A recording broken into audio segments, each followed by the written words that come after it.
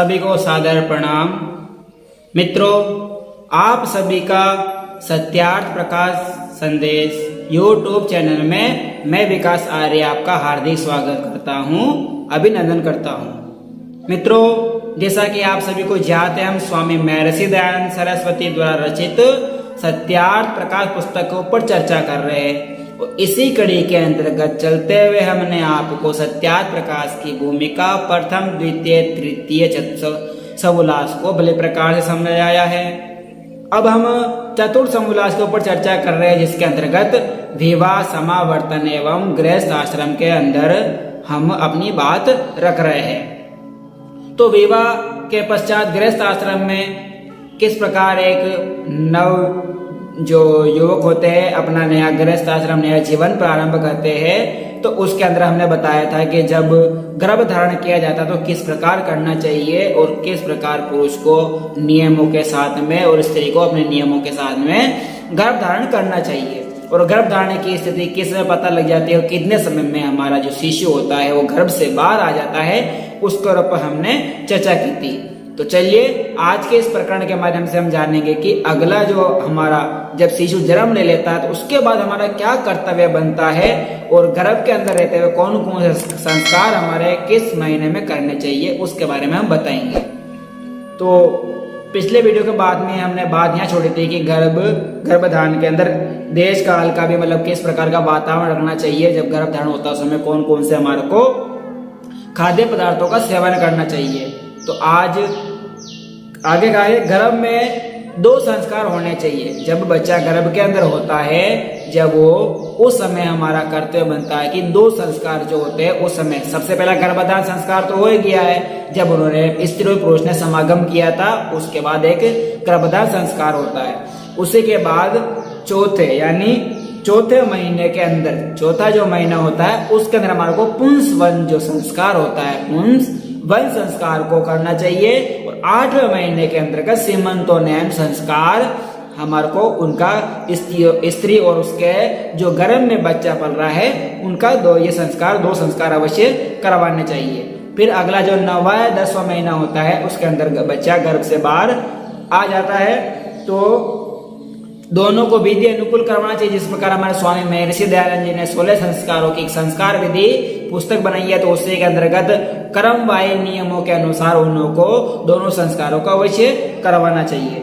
आगे कहते, जब संतान का जन्म हो तब स्त्री और लड़के की शरीर की सुरक्षा बहुत ही सावधानी से करनी चाहिए, क्योंकि आपको मालूम है जब कोई भी शिशु जन्म लेता तो बहुत ही नाजुक उसका शरीर होता है और उस स्त्री की जो दर्द होता है, सहन शक्ति होती है, उस पीड़ा को दुनिया का कोई भी व्यक्ति नहीं समझता है, केवल एक माँ के अलावा। वो माँ ही जानते कि उस समय जो दर्द होता है शिशु के जन्म के समय, वो किसी और जो दर्द होता है उससे बढ़कर वो दर्द उनके लिए नहीं हो सकता। वो दर्द एक अपने जन्म देने वाले बच्चे के लिए सहती है, वो एक काम सिर्फ एक माँ ही कर सकती है। तो कहते हैं उनकी शरीरक्षा यानी उनके शरीर की सुरक्षा के लिए हमारे को पूर्ण सावधानी रखनी चाहिए। किस लिए? क्योंकि बच्चे का शरीर बहुत नाजुक होता है और जब बच्चा पैदा होता है तो आप मालूम हो शिशु जैसे पैदा हुआ वो क्रंदन करने लगेगा, रोने लगता है, तो रोएगा। उस समय बच्चा पैदा होने पश्चात शिशु को और उनकी माँ को दोनों को गर्म जल से यानी पहले जल को गरम कर लिया जावे और गरम करने के पश्चात में उसको थोड़ा सा नरम यानी थोड़ा सा ठंडा होने के लिए छोड़ दे। उसके पश्चात दोनों को शिशु एवं उसकी माता को उस नरम पानी से उनको स्नान करना चाहिए। उसके बाद उनका नाड़ी छेदन करना चाहिए। नाड़ी छेदन यानी जब इनका नाड़ी छेदन होता है तो बालक की नाभि के जड़ में एक कोमल सूत यानी सूती का कपड़ा बांधे, ऊपर 4 अंगुल छोड़ के ऊपर से काट ले, यानी 4 अंगुल ऊपर से लेके सूत जो होता है वो काट के नाभि के वहां बांध ले। नाड़ी छेदन जब करते हैं उस समय नाड़ी छेदन के टाइम में सूत जो मुलायम जो सूती का कपड़ा होता है वो नाड़ी के समय बांध देना चाहिए। नाड़ी छेदन के टाइम उसको ऐसा बांध दे कि जिससे शरीर में रुधिर का एक भी बिंदु ना जावे, यानी जो बाहर से शरीर में जो रक्त होता है वो अंदर नहीं जावे। नाड़ी के माध्यम से इस प्रकार उस वस्त्र को नाड़ी से बांध देना चाहिए। आगे स्वामी जी कहते हैं कि उसके पश्चात में उस स्थान को शुद्ध करके उसके द्वार के भीतर सुगंध आदि घृत आदि युक्त पदार्थों से हवन करना चाहिए। यानी जब जिस कमरे के अंदर जिस स्थान पर स्त्री शिशु को जन्म देती है उस स्थान को नाड़ी छेदन हो जावे, दोनों स्नान आदि कर लेवे, तब उस स्थान को शुद्ध करने के लिए क्या करना चाहिए? शुद्धिकरण यज्ञ करना चाहिए, जो वहाँ का वातावरण शुद्ध हो जावे और वो जो हमारे सुगंधित पौष्टिक द्रव्य आदि पदार्थ होते हैं, सुगंधित सामग्री वाले पदार्थ होते हैं, औषधियाँ होती है, उनको मिला के एक मतलब सामान्य यज्ञ करना चाहिए।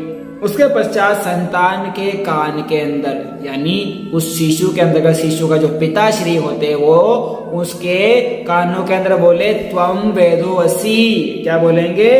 वेदो अस्ति, अर्थात तेरा नाम वेद है। क्या है? वेद है। ऐसा नहीं कि उसका नाम वेद ही रख दिया होगा, नाम तो वो नामकरण संस्कार जब करेंगे उनका, जब वो तिथि वार नक्षत्र समय के अनुसार जब नामकरण निकला जाएगा, परंतु उस समय जब शिशु जन्म ले लेता है तो उस टाइम में पिता क्या कहता है बच्चे कान में? त्वम वेदो अस्ति, अर्थात तुम्हारा नाम वेद है। वेद यानी तुम परम पिता परमात्मा की बनाई हुई संतान हो। तुम्हारे को परम पिता परमेश्वर ने इस जन्म में अच्छे कर्म करने और पुराने जन्मों का कर्म फल भोगने के लिए इस योनि के अंदर आपको यहाँ भेजा है। सबसे बड़ी और सबसे उत्तम योनि कौन सी है? मनुष्य योनि मानी गई है। तो उस योनि के अंदर आपको अच्छे कर्म करने हैं, तुम्हारा नाम वेद है। ये सुनाकर घी और शहद को लेके, यानी घी और शहद को बराबर मात्रा मिला के सोने की जो पतली शलाका होती है सोने की, उसे बच्चे की जिह्वा पर यानी जीभ पर छोटा सा ओम लिखना चाहिए। ओम लिखने का तात्पर्य है कि उस घी और जो हमारा शहद होता है उसके मिठास से बच्चा मिठास ग्रहण भी कर लेता है, तो उसकी जीभ के ऊपर ओम लिखना चाहिए। ओम क्या है? ओम परम पिता परमात्मा का सर्वश्रेष्ठ एवं निज नाम है। तो उसी को बच्चे के कानों में भी उसको श्रवित करना चाहिए और मुख पर जीवा पर भी ओम लिखना चाहिए। अक्सर लिख के मधुर शहद को उसी शलाका से चटा दिया जाए, मतलब हल्का हल्का जो बचे, मतलब इतना लेना कि ओम लिखना आ जाए और बच्चे जो बच्चे को चटा देना चाहिए। उसके पश्चात वह बच्चा है जो उसकी माता को दे देवे और माता उसको स्तनपान करावे यानी दुग्ध पिलावे। दूध पिलाना माता दूध ना हो तो कि अगर वो कभी बार ऐसा हो जाता है कि जिस माता से बच्चा जन्म लेता तो उसके दूध स्रावित नहीं हो पाता है, तो ऐसे में कोई संकोच नहीं करना चाहिए, बाहर का दूध नहीं पिलाना चाहिए।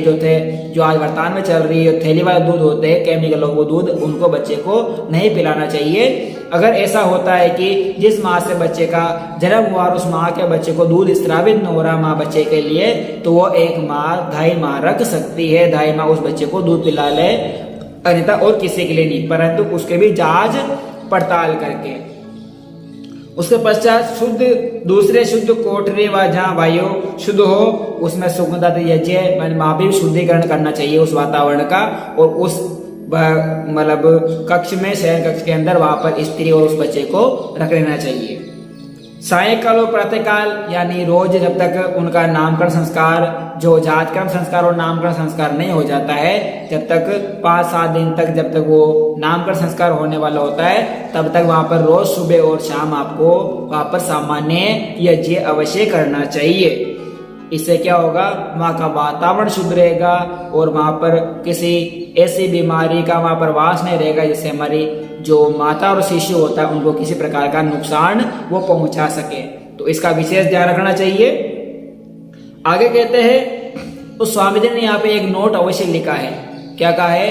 कि इतने में ही ये बात रहस्य की है। क्या कह रहे हैं? स्वामी जी कह रहे हैं, नोट है ये आपकी स्क्रीन पे सामने दिख रहा है। स्वामी जी कह रहे हैं कि इस नोट को ध्यान से पढ़िएगा। स्वामी जी कह रहे हैं यह बात एक रहस्य की है और जितना हमने बताया उतने में ही इसका विस्तार आप समझ लीजिएगा, अर्थात इसलिए इतना ही समग्र आप बात समझ लीजिए, बाकी इससे विशेष लिखना उचित नहीं है। इतना बाकी ज्यादा इसके बारे में अपन नहीं लिख सकते हैं, क्योंकि इतना ये बात है जो सीक्रेट होती है इनको हमेशा खुल के नहीं किया जाता है। जितना यहाँ पर स्वामी जी ने बताया उसको ही आप विस्तार से समझ लीजिएगा, बाकी आप सब जानते हैं कि बाकी और क्या क्या प्रक्रिया होती है।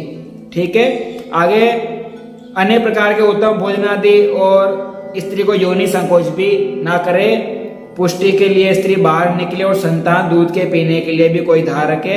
छठे दिन स्त्री यानी छठे या 7वें दिन स्त्री बाहर निकले और संतान के पीने के लिए कोई दाई रखे। क्यों रखा जाए? क्योंकि कभी ऐसी स्थिति आ जाती है, जैसा कि बताया है कि कभी माताओं का दूध पूर्ण रूप से स्रावित नहीं हो पाता तो बच्चा आधा भूखा भी रह जाता है, तो उसके लिए एक दाई माँ अवश्य रखनी चाहिए जो किसी बीमारी से ग्रसित ना हो।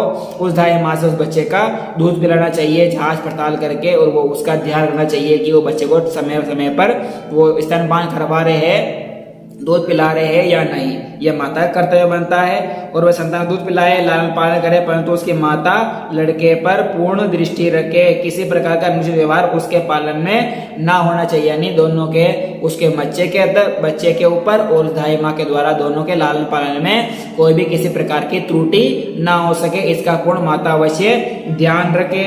किसी प्रकार का अनुचित व्यवहार भी ना कर सके पालन करने में, कि वहाँ की वही ये तो मेरा सगा बच्चा थोड़ी ना है जो मैं इसको दूध पूर्ण रूप से पिलाऊंगी, इतना स्कूल बनाऊंगी, नहीं, ऐसा कभी नहीं करना चाहिए। माँ होती, चाहे दाई माँ हो, चाहे अपनी सगी माँ हो, चाहे गौ माता हो, चाहे हमारी धरती माता हो, माँ होती है।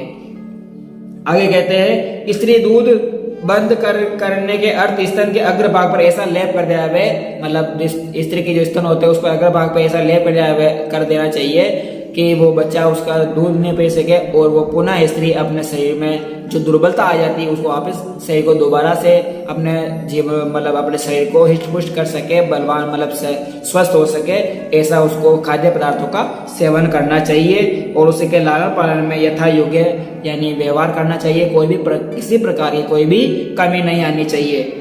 इसके पश्चात नामकरण संस्कार उनका करवाना चाहिए। नामकरण कब होता है? जब जातक्रम संस्कार हो जाता है, उस समय जब हमने क्या था, जो सोने की शलाका से जीभ के ऊपर, जीवा के ऊपर ओम लिखते हैं, कानों में वेदो अस्थि कहते हैं, ये सारे किस्म होते हैं जातक्रम संस्कार के अंतर्गत होते हैं। जब जातक्रम संस्कार हो जाता है तो उसके पश्चात आपको जातक्रम संस्कार के पश्चात में हमारे को नामकरण संस्कार करना चाहिए। समय के रहते हुए समय हमारे को निकाल के नामकरण संस्कार अवश्य करना चाहिए। तो नामकरण संस्कार को किस प्रकार किया जाता है उसके ऊपर हम अगले प्रकरण के माध्यम से चर्चा करेंगे।